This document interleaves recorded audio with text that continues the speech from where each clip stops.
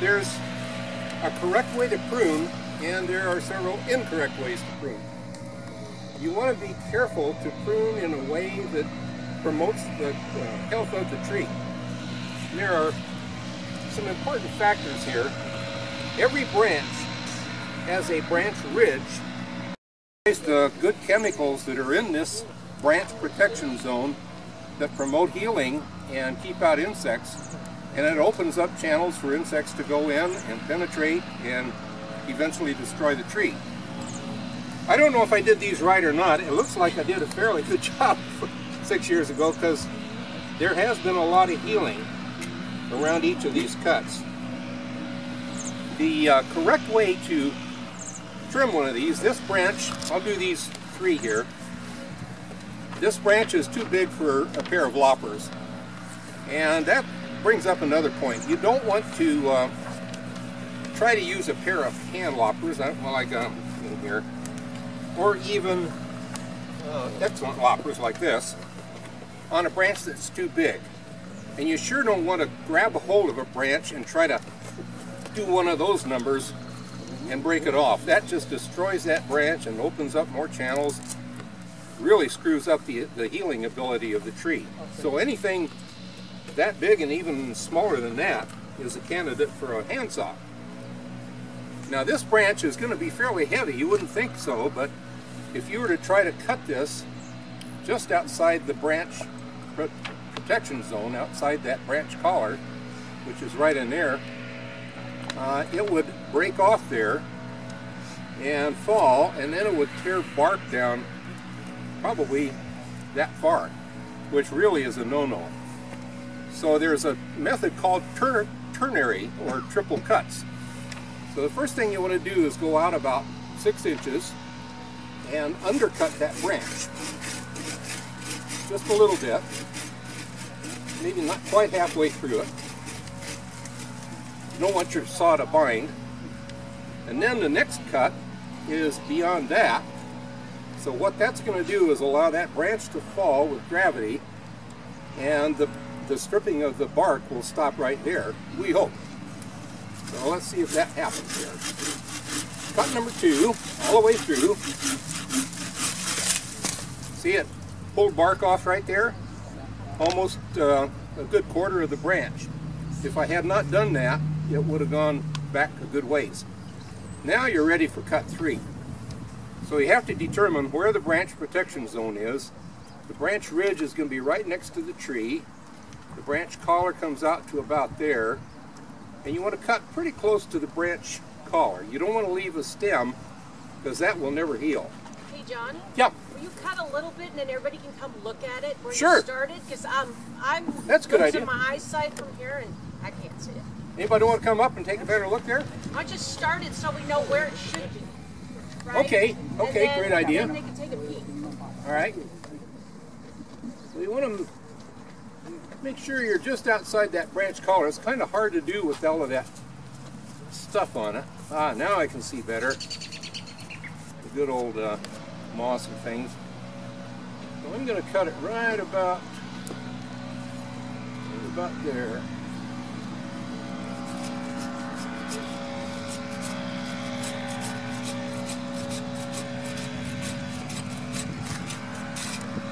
And I'll stop at that point, so anybody can take a look.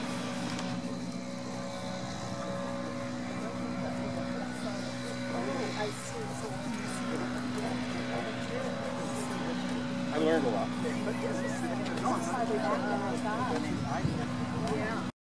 And we'll attack this next one right here, do the same thing.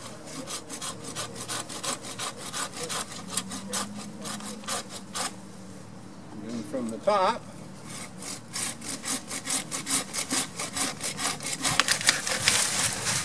see how that tore? If that undercut had not been there, it would have gone way back there.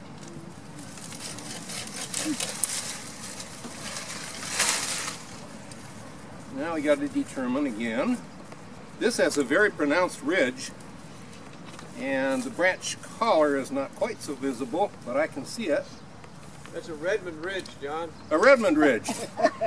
Thanks, Dave.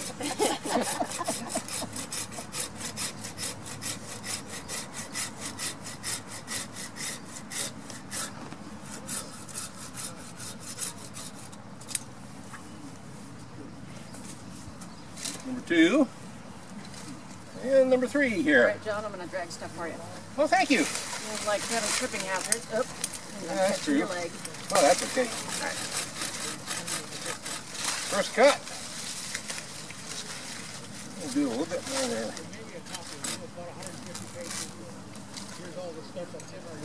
Second cut.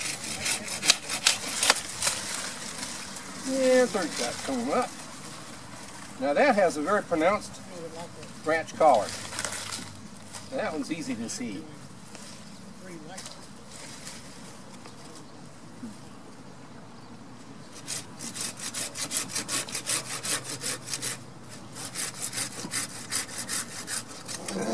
All right, any questions? On that one. Other type is an anvil flopper, and it has one sharp edge and then a blunt flat edge, and the sharp edge jams against that flat edge. Those are not that good, and they're bad for the tree because that flat edge, the anvil, compresses the bark on the area where you're trying to cut, and it actually damages it. So if you're shopping for either handheld or the big ones like this, get the bypass kind. If the branch was a little bit smaller and you use a lopper, did you use the free technique? No. You just get to the right spot. Right. Yeah, because it's going to cut from the bottom all the way through. Okay. Yeah. From both sides, basically. Actually, if it's a long, if it's small enough for a lopper, you probably don't need to worry about the 3 cuts. Okay. John, Yep. how often do you sharpen and disinfect your loppers? 2 good points. I try to keep mine fairly sharp, and I have a grinder at home. You have to be very careful and only grind that one edge, not the edge against the bypass blade, just the one outside part. But maybe once a season. It depends on how often you use it. And don't try to cut bolts or steel fencing wire. Or rocks? Or rocks, yeah. So, oh, and disinfectant. The sheets over here from, I think it's USDA that I found on the web, do talk about disinfecting your saw and your loppers after every use, because trees do have bacteria and contaminants, and you don't want to transfer one thing to another. Virtually all of our hemlocks in the Northwest have a hemlock root disease, and you sure don't want to transfer that to another tree. It's running underground from one tree to another like crazy, which is why so many young hemlocks die off in the forest.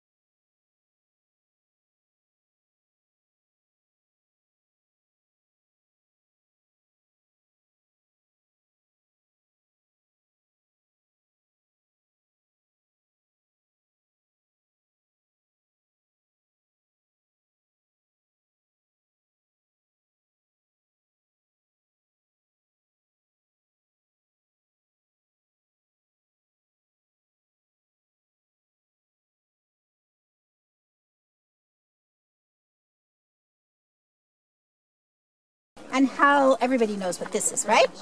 It's a fern. What kind? Sword? Oh, you know all. Yeah, it's good. The sword fern. We'll also see the deer. Yeah, that's mulberry. Does anybody know what this one is right here? It's not on the sheet. It's not on the sheet, but it's a good thing. It's a good one. Which one? Oh hasn't no, bloomed yeah, what yet. is that? Everlasting.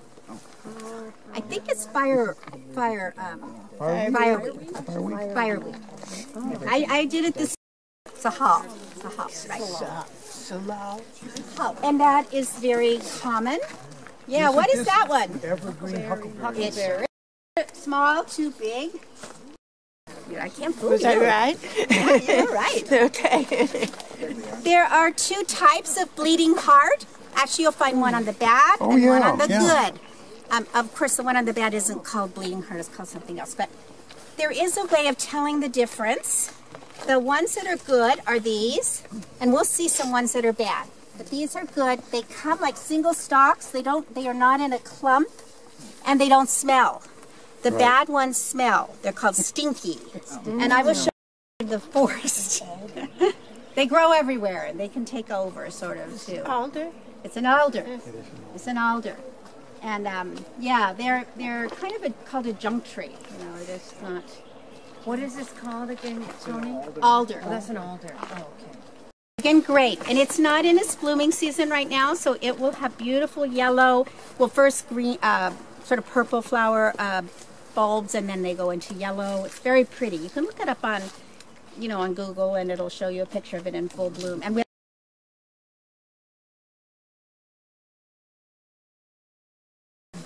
have a lot. They're smaller. Yeah. Small.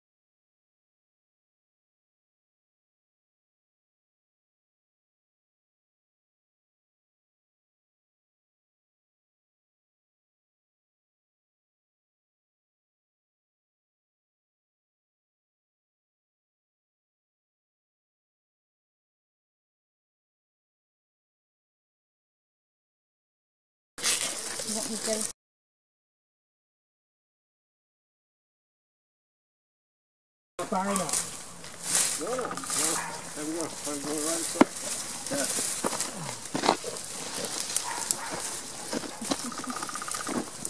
Tangled is fun. Hey, Lyle. Oh, Mark. I think I'm gonna just come back here with a brush cutter. And another shirt. Yeah. Carhartt and brush cutter for sure.